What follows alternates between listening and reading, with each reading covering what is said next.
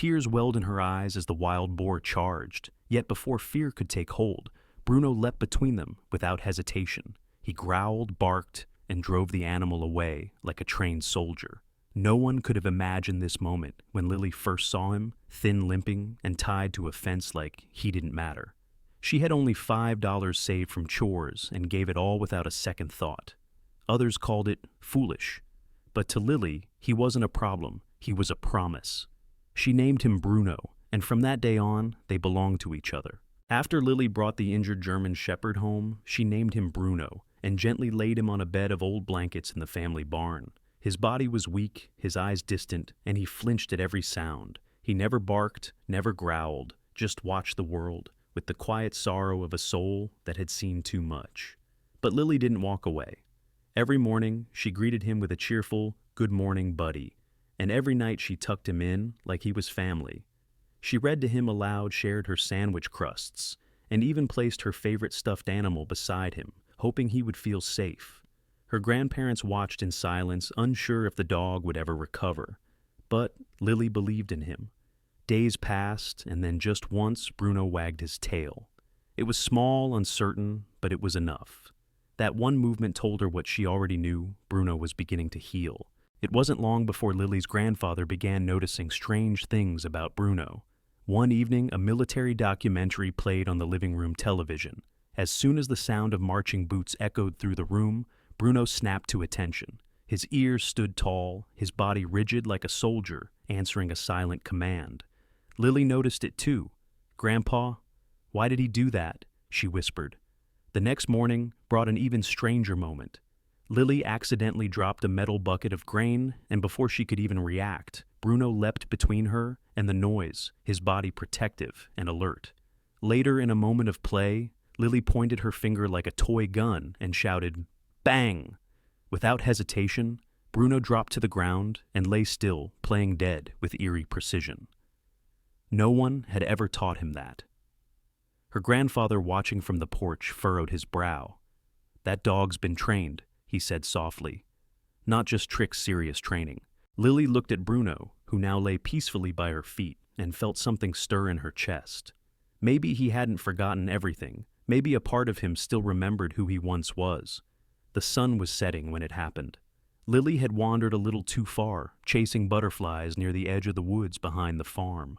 The tall grass brushed her knees, and the air was still almost too still. Bruno followed closely behind his steps, quiet but steady. Then, in a flash, the calm shattered.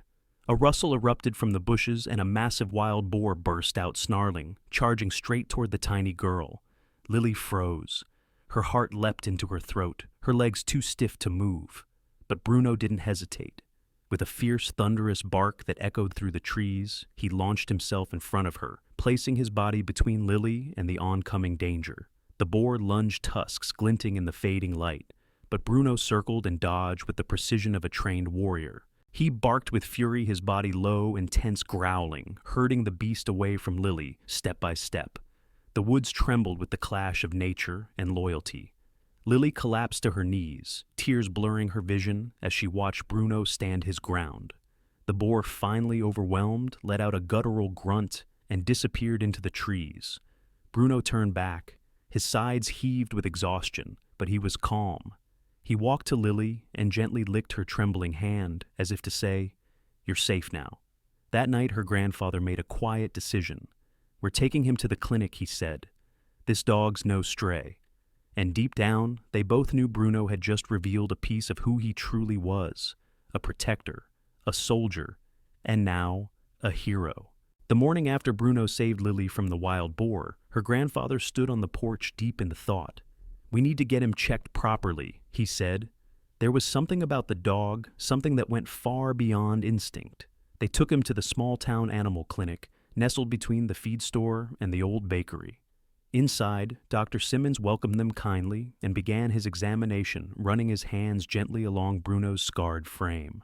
Then he paused. "There's something here," he muttered, pressing into the skin near Bruno's shoulder. Moments later, he pulled out a small metallic object, damaged but still intact. A microchip. He scanned it with a handheld reader, and when the results appeared, his eyebrows shot up in disbelief. This dog? He's not a stray, the doctor whispered. He was part of a military K-9 unit Bravo 9, presumed dead in action. 2 years ago. Lily gasped, her eyes filled with tears as she knelt beside Bruno. He looked up at her calmly, then gently licked her cheek as if to reassure her. You were a hero before I met you, she whispered, her voice trembling. But now you're my hero too.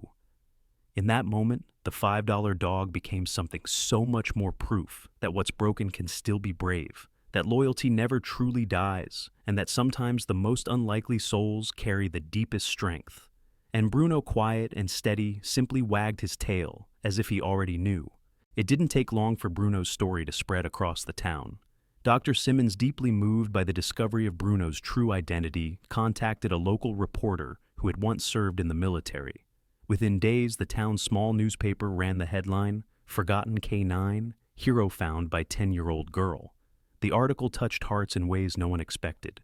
Neighbors who had once kept their distance began showing up at Lily's family farm. Some brought treats for Bruno. Others just wanted to see the brave dog who had come back from the dead. Children left drawings on the porch. Strangers mailed cards and dog toys from other counties. One retired soldier drove over 60 miles just to shake Lily's hand and salute Bruno. He saved more than lives on the battlefield, the man said softly. He reminded us what loyalty looks like. A small ceremony was held under the big oak tree in Lily's yard. As a crowd gathered, Lily stood beside Bruno and looked out at the sea of faces. I didn't know who he was when I gave that $5, she said, her voice quivering. I just knew he needed someone. And maybe I did too. She paused, wiping a tear with the sleeve of her jacket. They say I rescued him, but I think he rescued me first.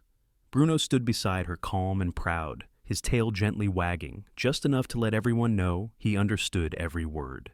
As Lily stood beneath the old oak tree surrounded by neighbors, veterans, and strangers who had come to honor Bruno, she felt something she hadn't known before, pride that ran deeper than words. What began as a $5 act of kindness had turned into something far greater than she ever imagined. The quiet dog she found tied to a rusted fence had saved her life, revealed a hidden past, and brought an entire community together. One man in uniform stood near the back of the crowd, tears in his eyes. He had served in the same division Bruno once belonged to. We thought Bravo 9 was gone, he whispered to Lily's grandfather. But he made it home. Bruno sat tall beside Lily, his coat-brushed eyes alert. He wasn't just a dog anymore. He was a symbol of resilience, loyalty, and second chances. Children clutched stuffed animals that looked like him. A local bakery even made dog-shaped cookies in his honor. When Lily leaned down and wrapped her arms around Bruno's neck, the crowd fell silent. "You're my best friend," she whispered. And in that quiet moment, as Bruno rested his head against her shoulder, not a single soul watching could hold back their tears. This story reminds us that sometimes the most meaningful acts begin with a simple choice to care.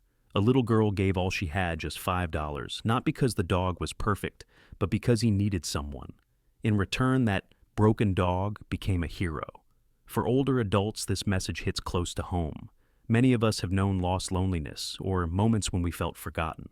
But this story is a powerful reminder that healing can happen at any stage of life, and often through love, patience, and unexpected companionship. It also speaks to the value of second chances. Whether it's a rescued animal, a strained relationship, or a forgotten talent, what may seem lost can still hold great worth. We are never too old to make a difference or to be moved by something pure and true. In a world that often moves too fast, this story encourages us to slow down. Notice the overlooked and extend kindness even when others don't understand. Because sometimes the one you rescue ends up rescuing you.